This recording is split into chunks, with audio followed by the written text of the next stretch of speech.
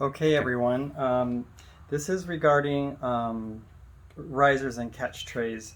I mentioned it in class, but I just want to kind of go over this so you know I'm not just telling you one thing and doing another.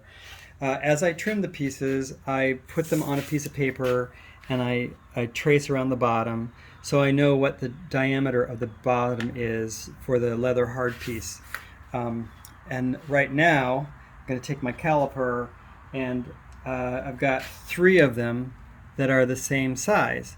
So what's nice is when you trace them, you don't have to remember. You could put a note down here. This is the vase, or this is the bottle. Whatever you want to do to try to remember which piece goes where. You really don't need to do that. But what's nice about having them all on one sheet is I know how many pieces I need of this particular diameter, and I can make those 3 pieces instead of 20 pieces and hope that one piece actually fits. That's the only problem I have with making a cylinder and cutting it into multiple rings. You can end up with like 150 rings and not one of them will fit the bottom of your pot. This way, when you measure it, you know that it's going to be pretty close. Now, when you're matching up a riser to the bottom of the piece, it's much more desirable to have it to be just a little bit smaller than the bottom rather than larger than the bottom. And I can explain that later when we're glazing, but just keep that in mind.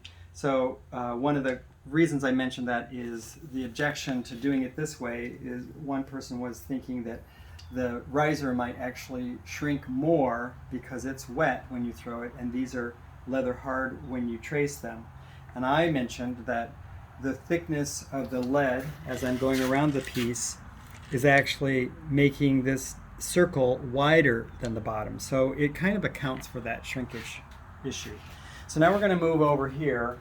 I've centered a large hump of clay, and I've opened it up and I've created a thick cylinder, and I know that I want the riser to be about that wide. So I'm going to take a chopstick that's been sharpened, and I'm going to split this rim, and you want to make sure you have enough clay. So I go down about 1 inch. Okay, so this is a lot like making a lid. So I'm going to first fold down this part that's the tray, and I'm going to pull that out and make the tray. So that's going to catch the glaze. And this is the part that holds the piece up.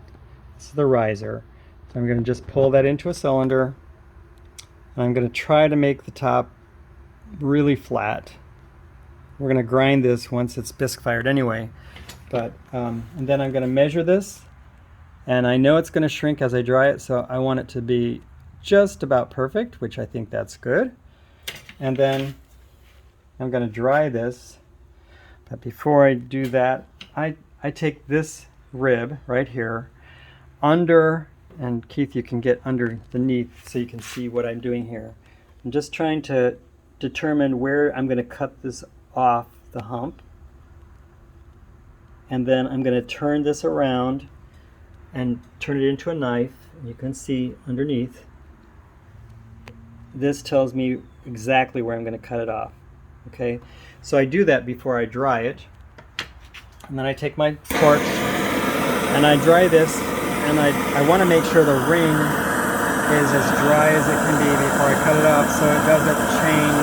You can push it out of shape pretty easily. But when I'm drying this, if I wait until I see the riser turn white, I don't know if you can see it, I'll tell you when it's happening. Right now you can see it's turning white. And then I dry the tray a little bit. But if you do that, when you cut it off, because I've created that little line there, I know exactly where I'm cutting it off. It helps me to cut it off straight. And then when I lift that, it doesn't bend or change or move. So this is ready to set aside in bisque fire. The only thing I might do is on the underside, if I turn this over, you can see it's a little rough right there. I will smooth that out because after it's bisque fired, it gets really sharp.